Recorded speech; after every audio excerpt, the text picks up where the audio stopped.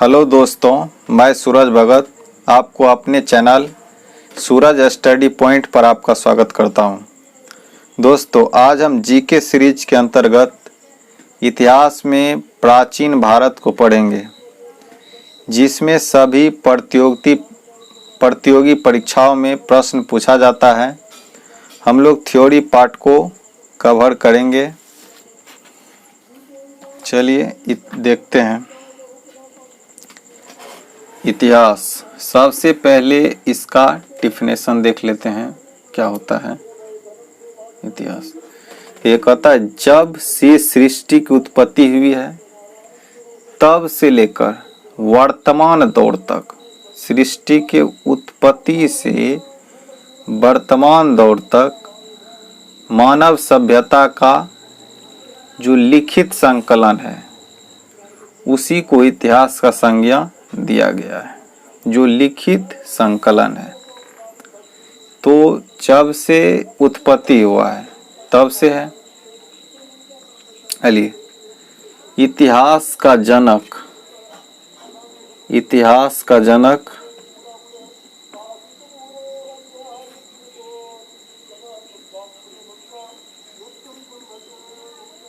Herodotus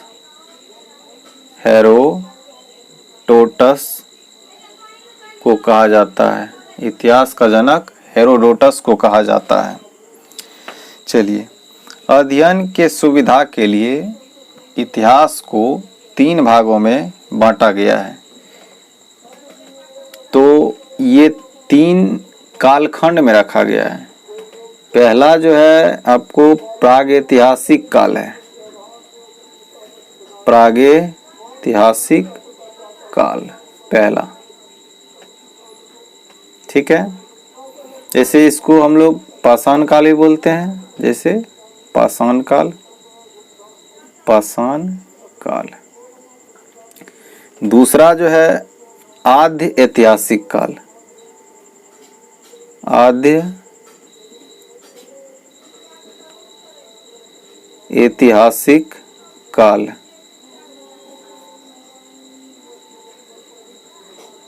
आद्य ऐतिहासिक काल में जो आ जाता है आपका हड़प्पा और वैदिक, ये दोनों, ये हड़प्पा और वैदिक हो गया। हड़प्पा और वैदिक ये दोनों आपको आ जाता है आद्य ऐतिहासिक काल में। तो प्राग ऐतिहासिक काल को हो गया पाषाण काल, मतलब पुराने जमाना का हो गया, जिसमें लोगों में उतना विकसित नहीं था। आद्य ऐतिहासिक हो गया आपका हड़प्पा और वैदिक काल।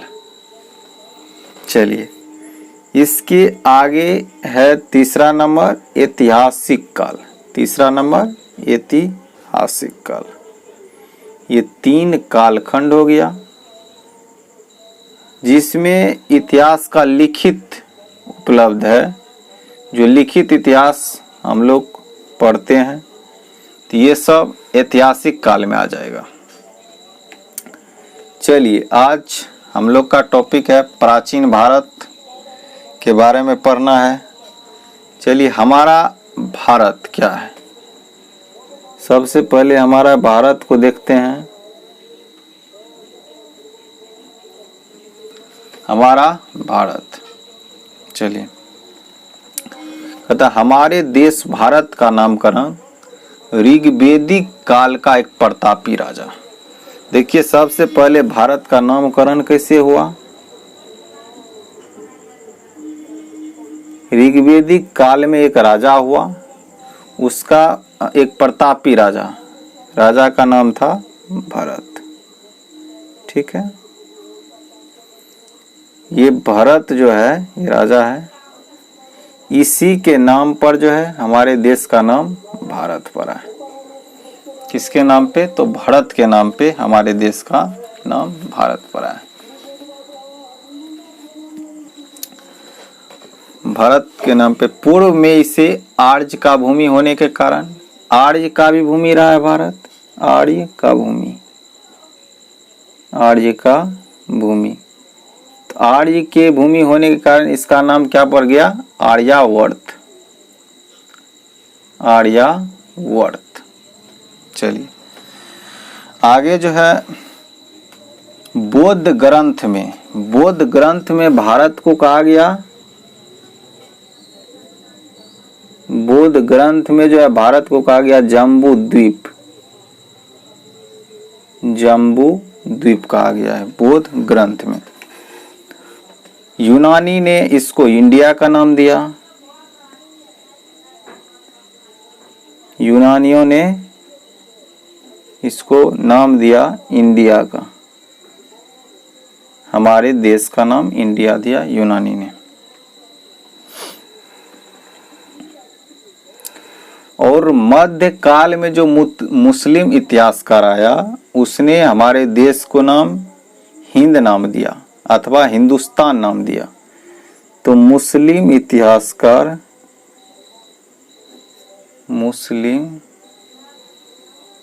इतिहासकार हमारे देश का नाम क्या दिया? हिंद या हिंदुस्तान। इस प्रकार हमारे देश का नाम भारत, आर्यावर्त, जम्बूद्वीप बौद्ध ग्रंथ से, यूनानी नाम दिया इंडिया, मुस्लिम इतिहासकार नाम दिया हिंद या हिंदुस्तान। जबकि महाकाव्य और पुराण में भारतवर्ष, महाकाव्य में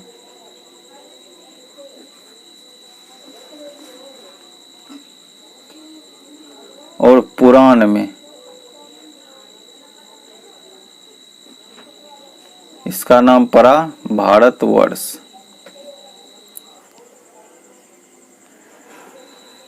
ये हमारे देश का नाम है और सिंधु नदी के कारण भी हमारे देश का नाम हिंदुस्तान पड़ा है। देखिए मुस्लिम इतिहासकार और सिंधु नदी, ये भी ले लीजिए। चलिए भारत के इतिहास को हम लोग जब अध्ययन करने के लिए इसके सुविधा के लिए 3 भाग में बांटे। तो भारतीय इतिहास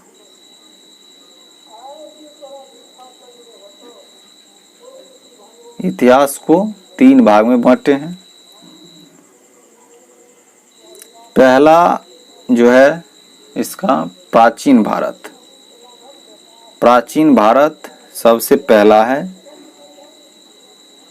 एनिशिएंट इंडिया, ये हो गया आपका प्राचीन भारत। दूसरा मध्यकालीन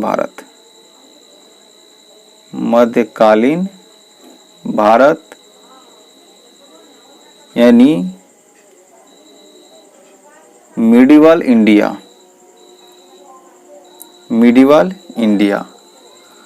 और तीसरा हो गया आधुनिक भारत,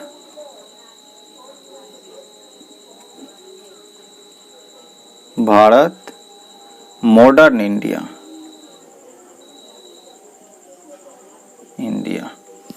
तो 3 प्रकार से हो गया हमारा प्राचीन भारत, एनिशिएंट इंडिया, मध्यकालीन भारत, मेडिवल इंडिया, आधुनिक भारत, मॉडर्न इंडिया। तो इस तरीके से हमारे इतिहास को बांटा गया, भारत के इतिहास को। तो हम लोग देख लिए, इतिहास का जनक देखे हेरोडोटस, प्रागैतिहासिक काल जो हमारा पाषाण काल हो गया, इसके बाद आद्य ऐतिहासिक काल हमारा हड़प्पा और वैदिक सभ्यता आ गया। ऐतिहासिक काल मतलब जो लिखित रूप से दिया गया है। चलिए उसके बाद भारत के नाम को देखें। राजा भरत से भरत के नाम पे भारत का नाम पड़ा। आर्य के भूमि होने के कारण आर्यावर्त पड़ा। बौद्ध साहित्य में इसका नाम जम्बूद्वीप दिया गया। यूनानी ने हमारे देश का नाम इंडिया रखा। मुस्लिम भारतीय इतिहासकार हिंद, महाकाव्य पुराण में भारतवर्ष नाम दिया गया। प्राचीन भारत भारतीय इतिहास को बांटा गया है 3 भाग में, प्राचीन भारत, मध्यकालीन भारत और आधुनिक भारत। तो ये हमारा हो गया यहाँ तक। चलिए अब हम लोग आगे देखते हैं। ईसा पूर्व एवं ईसवी। ईसा पूर्व एवं ईसवी ये क्या होता है? जूलियन और ग्रेगोरियन कैलेंडर में ईसवी ईसा मसीह के जन्म के बाद के वर्षों को दर्शाता है। देखिए, जूलियन और ग्रेगोरियन कैलेंडर में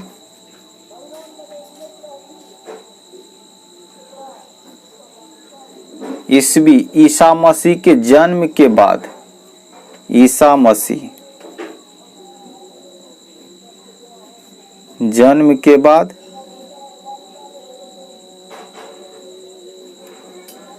जन्म के बाद को दर्शाएगा। इसके जन्म के पूर्व के वर्ष को दर्शाता है ईसा पूर्व।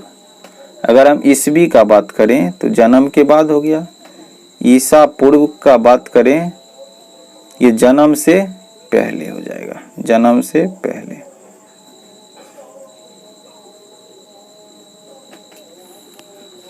जन्म से पहले।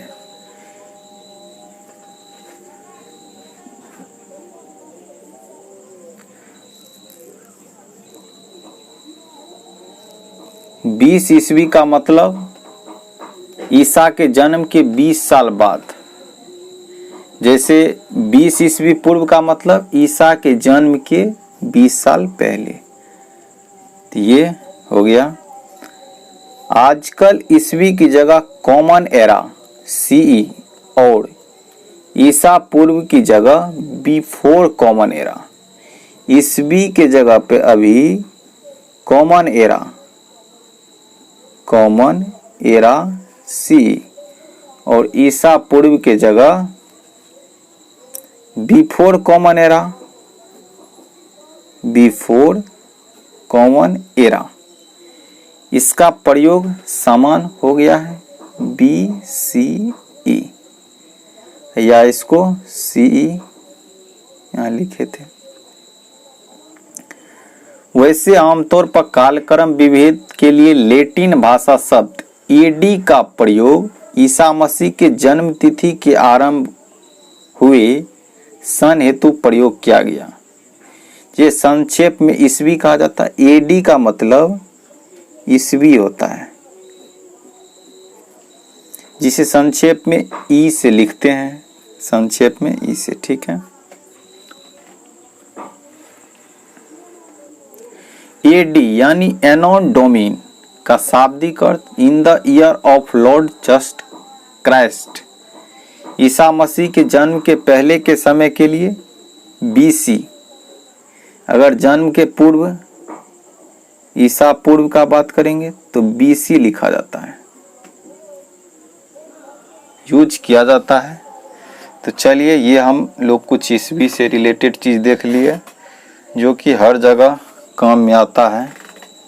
चलिए अब हम लोग चलते हैं प्राचीन भारत पे, जो हमारा टॉपिक है प्राचीन भारत। चलिए, प्राचीन भारत के इतिहास के स्रोत। इतिहास के स्रोत कहाँ से मिला हम लोगों को? इतिहास के स्रोत देखिए, इतिहास, प्राचीन भारतीय इतिहास की जानकारी हमें मुख्यतः 3 स्रोत से पता चलता है। मुख्यतः 3 स्रोत से। पहला स्रोत हो गया धर्म ग्रंथ। धर्म ग्रंथ,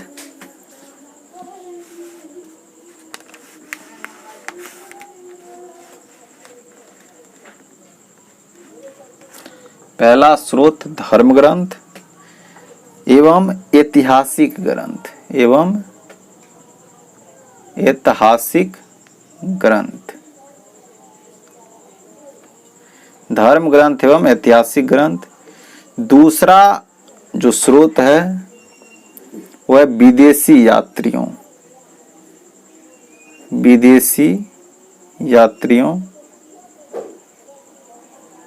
या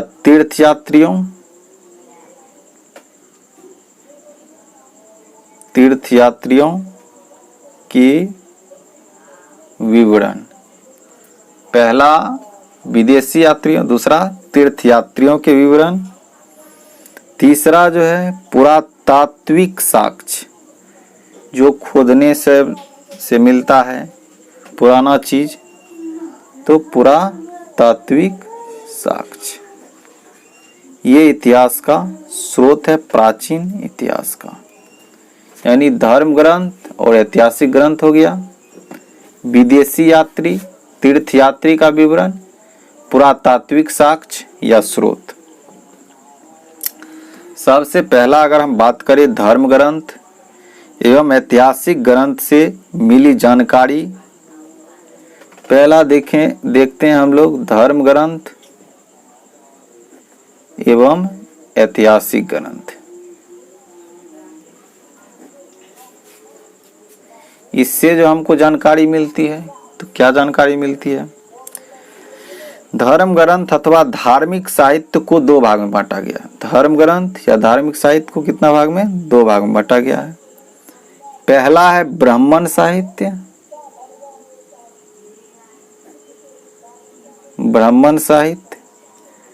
दूसरा है ब्राह्मणेतर साहित्य,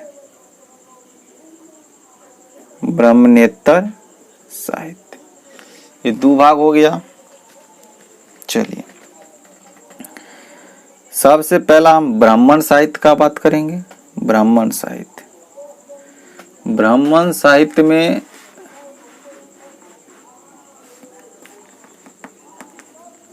चलिए देखते हैं। ब्राह्मण साहित्य में के अंतर्गत आने वाले प्रमुख ग्रंथ, ब्राह्मण साहित्य में जो ग्रंथ आ रहा है मेन तो आ रहा है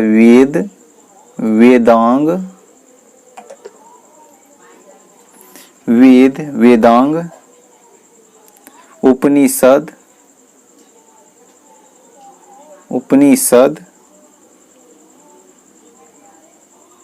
ब्राह्मण ग्रंथ,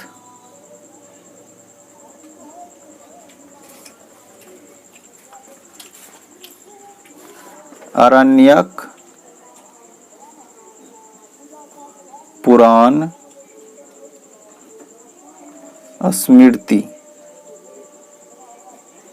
स्मृति ग्रंथ, रामायण और महाभारत आदि। तो ये सब हमको जो है मिल गया किसमें? तो ब्राह्मण साहित्य में क्या सब मिला? वेदांग, उपनिषद, ब्राह्मण ग्रंथ, आरण्यक, पुराण, स्मृति ग्रंथ, रामायण, महाभारत आदि। ठीक है, अब हम लोग बात करेंगे ब्राह्मणेतर साहित्य का। इसके अंतर्गत आता है बौद्ध साहित्य। इसके अंतर्गत क्या आता है? बौद्ध साहित्य।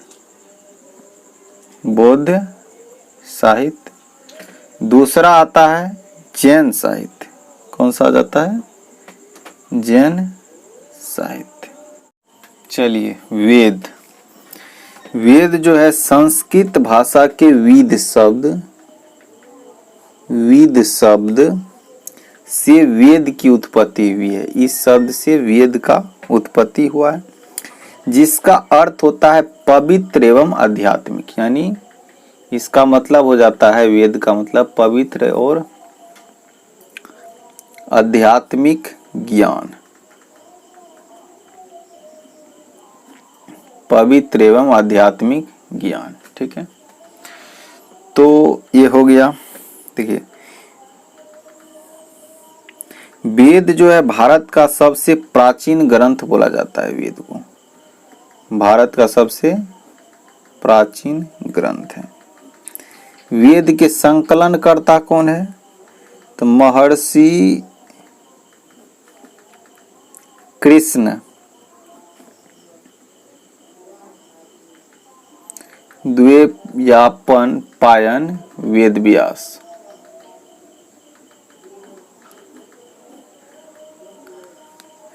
महर्षि कृष्ण द्वैपायन वेद व्यास। तो वेद संस्कृत भाषा वेद से लिया गया है, जिसका अर्थ होता है पवित्र एवं आध्यात्मिक ज्ञान। तो वेद सबसे प्राचीन ग्रंथ है और इसके रचयिता का नाम है महर्षि कृष्ण द्वैपायन वेद व्यास। चलिए, तो इसमें वेद में है क्या सब? तो वेद में आपको हो जाएगा सूक्त, स्तुति, प्रार्थना, यज्ञ, तंत्र, मंत्र। सूक्त, स्तुति, प्रार्थना, सूक्त, स्तुति, प्रार्थना, तंत्र मंत्र। तंत्र मंत्रों से संबंधित सूत्र, ये सब का संग्रह हो गया, वेद हो गया। चलिए, अब वेद कितना प्रकार का है? तो वेद जो है 4 प्रकार का होता है।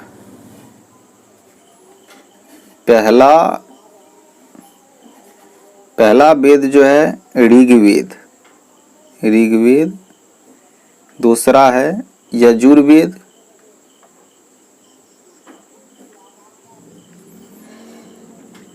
तीसरा है सामवेद। चौथा अथर्ववेद। तो वेद 4 प्रकार का हो गया। चलिए, सबसे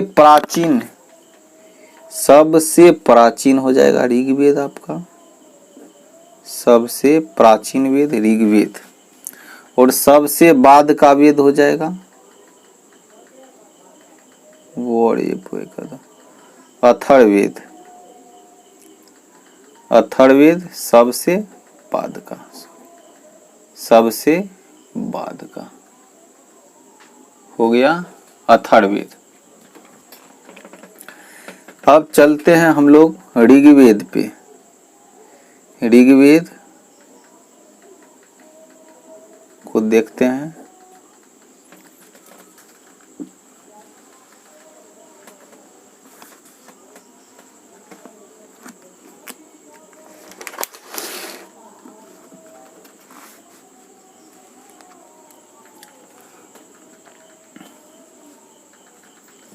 ऋग्वेद। ऋग्वेद वैदिक देवी देवता के मंत्र के संग्रह को कहा जाता है। इसमें जो है वैदिक देवी देवता, वैदिक देवी देवता मंत्र का संकलन है, संग्रह है। ऋग्वेद में क्या सब है? 8 अष्टक, 10 मंडल और 1028 सूक्त। 8 अष्टक, 10 मंडल, 1028 सूक्त हो गया। और 10,462 ऋचा। 10,462 ऋचाएं, ये सब वेद में है। चल, ऋग्वेद के ऋचा को जो पढ़ता है, ऋग्वेद के ऋचा यानी ऋग्वेद के ऋचा को पढ़ने वाला को होत्री कहा जाता है। पढ़ने वाला, ऋचा को जो पढ़ता है उसको होत्री कहा जाता है। वशिष्ठ ऋग्वेद के रचनाकार, पुरुष रचनाकार,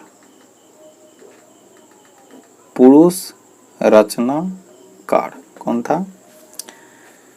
वशिष्ठ, विश्वामित्र, भारद्वाज, वामदेव। कृतस्मद ऋषि ऋग्वेद के पुरुष रचनाकार।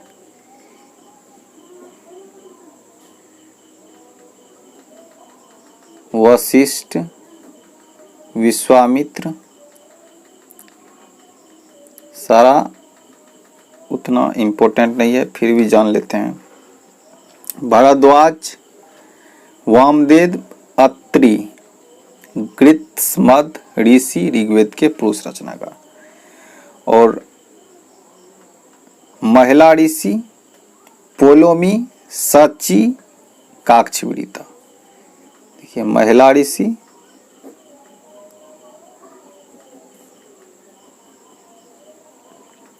पोलोमी, सची, काक्षावृत्ति, घोषा, ये सब महिला रचनाकार। ऋग्वेद का रचना काल कब हुआ? रचना काल का बात करें,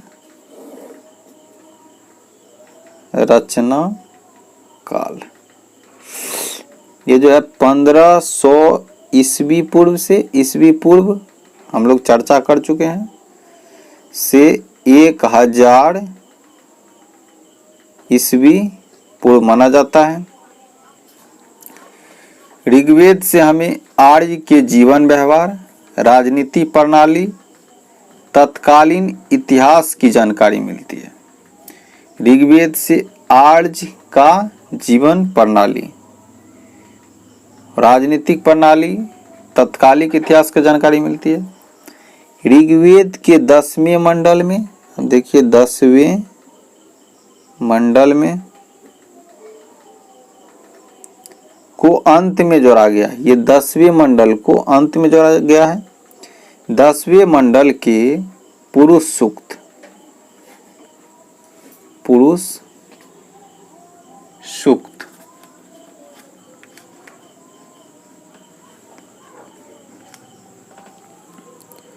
चतुष्वर्णक समाज का जिक्र है। ये 10वें मंडल के पुरुष सूक्त में चतुष्वर्णक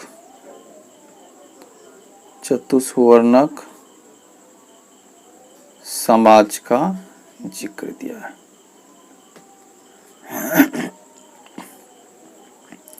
इसके अनुसार 4 वर्ण, वर्ण कितना है?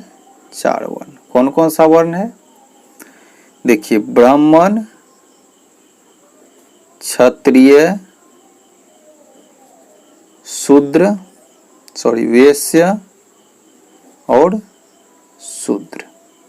ठीक है, ये जो है ब्रह्मा जी के कर्मशः, देखिए ब्राह्मण मुख से हो जाएगा, क्षत्रिय भुजाओं से, वैश्य जंघाओं से, शूद्र चरणों से उत्पन्न हुआ। ये चतुष्वर्णक समाज के जिक्र में जो 4 वर्ण दिया गया है, ब्राह्मण, क्षत्रिय, वैश्य, शूद्र, तो ब्राह्मण ब्रह्मा जी के मुख से, क्षत्रिय भुजा से, वैश्य जंघाओं से, शूद्र चरणों से उत्पन्न हुआ, यह बताया गया है। चलिए, कहता है ऋग्वेद में समाज के 4 वर्ण, देख लीजिए।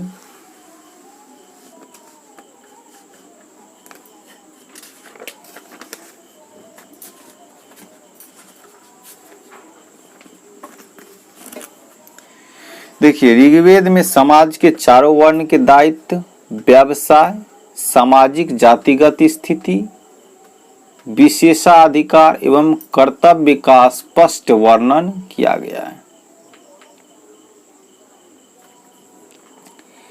ऋग्वेद का 8वां मंडल,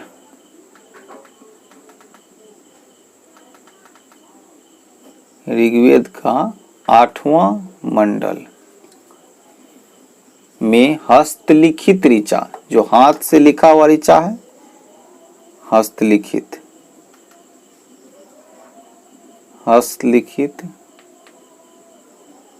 ऋचा, इसको जो है कहा जाता है खील कहा जाता है। इसमें इंद्र के लिए 250, इसमें इंद्र के लिए 250, अग्नि के लिए 200, ऋचा मिलता है। गायत्री मंत्र ऋग्वेद का लोकप्रिय मंत्र। देखिए गायत्री मंत्र जो है ऋग्वेद में लोकप्रिय मंत्र है, ये ऋग्वेद में लोकप्रिय मंत्र।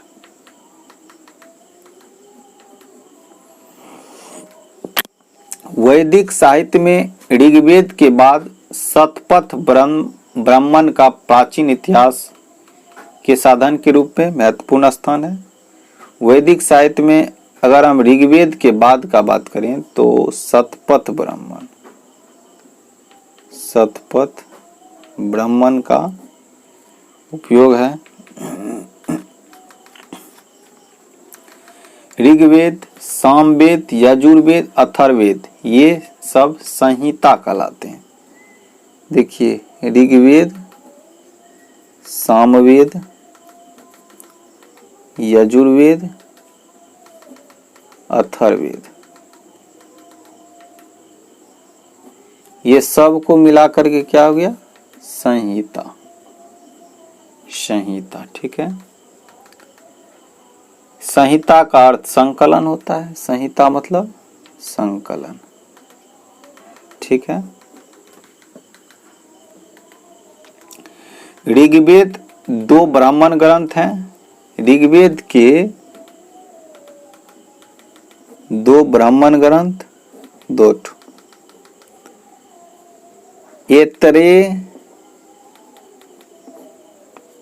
कोशित की। ठीक है। ऋग्वेद में वामन अवतार के पगों का आख्यान उल्लेखित है। चलिए अब हम लोग यजुर्वेद की तरफ चले।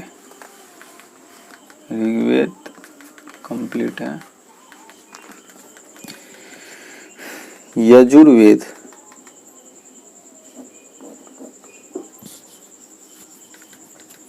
यह 2 भागों में विभक्त है,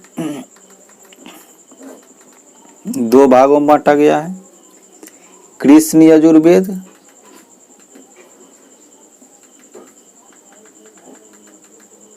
शुक्ल यजुर्वेद।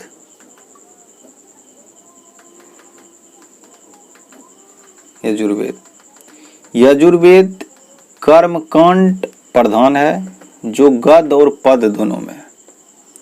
ये कर्मकांड प्रधान गद और पद दोनों में है। इसमें यज्ञ के नियम, विधि विधान का उल्लेख मिलता है। इसके मंत्र को उच्चारित करने वाले पुरोहित यजुर्वेद के मंत्र का जो उच्चारण करेगा उसको कहा जाता है अर्धवायु। ठीक है। तो यहाँ आपका ऋग्वेद हो गया। चलिए अब हम लोग देख लेते हैं सामवेद।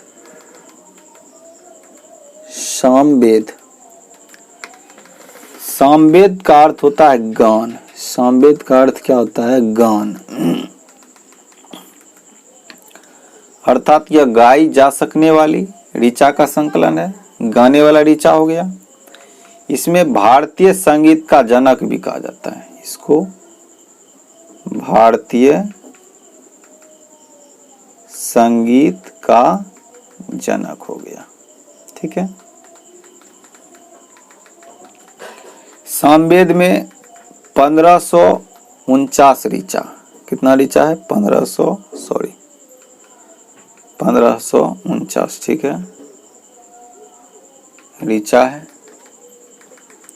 सामवेद के मंत्र के पाठकर्ता अथवा पुरोहित जो मंत्र को उच्चारित करता है उसे उद्गाता, ये मंत्र उच्चारण करने वाला, उसको बोला जाता है उद्गाता। और इसमें जो वर्णित देवता है सविता या सूर्य है। इसका देवता का अगर बात करें हम लोग देवता का बात करें तो सविता या सूर्य देवता है। ठीक है। अगला वेद है अथर्ववेद। चलिए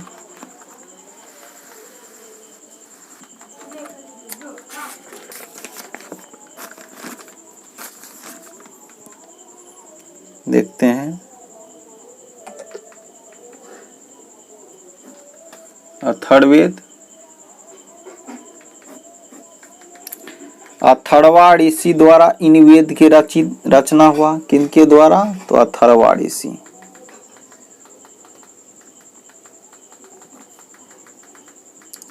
अथर्वा ऋषि, इसका नाम अथर्ववेद पड़ गया। इस वेद के दूसरे दृष्टा थे अंगिरस ऋषि। दूसरा ऋषि का नाम था अंगिरस ऋषि,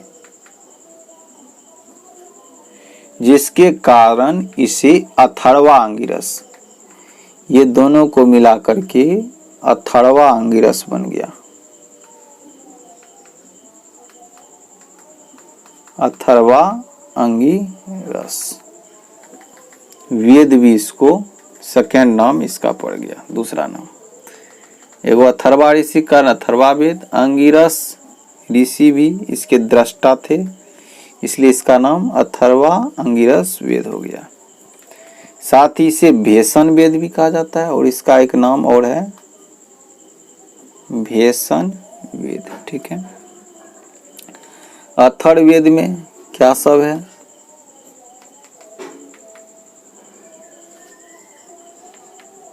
731 सूक्त है, 20 अध्याय हो जाएगा, 20 अध्याय और 6000 मंत्र, 6000 मंत्र मिलते हैं। तो अथर्ववेद में मुख्य रूप से धर्म, औषधि,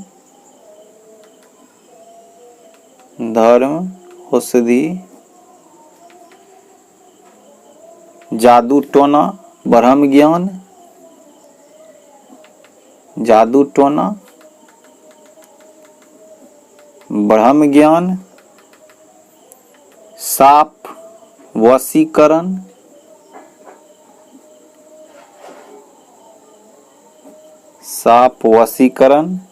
रोग निवारण,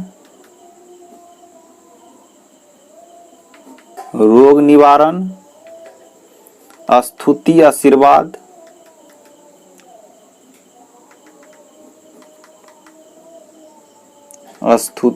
आशीर्वाद, प्रायश्चित, प्रेम, विवाह, राजकर्म, मनुष्य के समान राजकर्म, ये सब हो गया। मनुष्य के समान विचार, विश्वास, अंधविश्वास, अनुसंधान इत्यादि का वर्णन मिलता है। तो क्या सब हो गया? धर्म, औषधि, जादू टोना, ब्रह्म ज्ञान, साप वशीकरण, रोग निवारण, स्तुति, आशीर्वाद, प्रायश्चित, प्रेम, विवाह, राजकर्म, ये सब चीज अथर्ववेद में मिलता है। इस वेद में सभा और समिति, इसमें जो है सभा और समिति, प्रजापति की 2 पुत्रियों को संबोधित किया गया। ये दोनों जो है प्रजापति की पुत्री, प्रजापति के 2 पुत्रियों को कहा गया है सभा और समिति। ठीक है।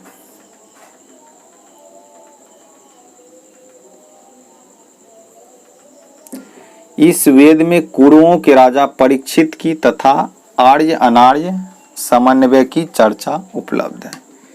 चलिए थोड़ा सा चर्चा वेदांग पे देख लेते हैं। वेदांग की रचना ऋषियों ने वेदों को भली भांति समझने के लिए किया है। इसका रचना वेद को समझने के लिए, वेद को समझने के लिए वेदांग का रचना हुआ। ठीक है, तो वेदांग की संख्या 6 है। देखिए वेदांग कितना है, 6 वेदांग है।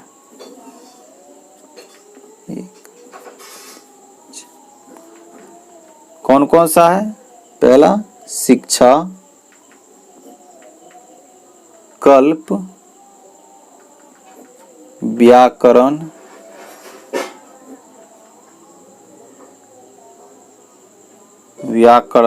निरुक्त,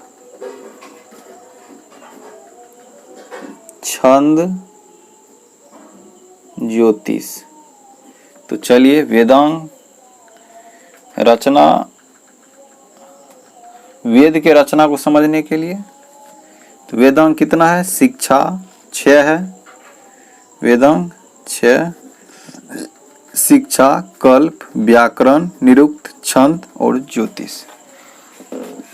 चलिए यहाँ तक हो गया है। हम लोग प्राचीन भारत में इसके इतिहास के जानकारी को देख लिए, स्रोत को देख लिए, धर्म ग्रंथ और ऐतिहासिक ग्रंथ के जानकारी को देख रहे थे, ब्राह्मण साहित्य, वेद को देखे, ऋग्वेद, यजुर्वेद, सामवेद, अथर्ववेद को देख लिए, वेदांग यहाँ तक हो गया है, यहीं तक रहेगा। चलिए अच्छा, तो यह जानकारी आपको कैसी लगी आप हमें कमेंट में ज़रूर बताइए। हमारे वीडियो को लाइक करें, कमेंट करें और हमारे चैनल को सब्सक्राइब करें। धन्यवाद। जय हिंद।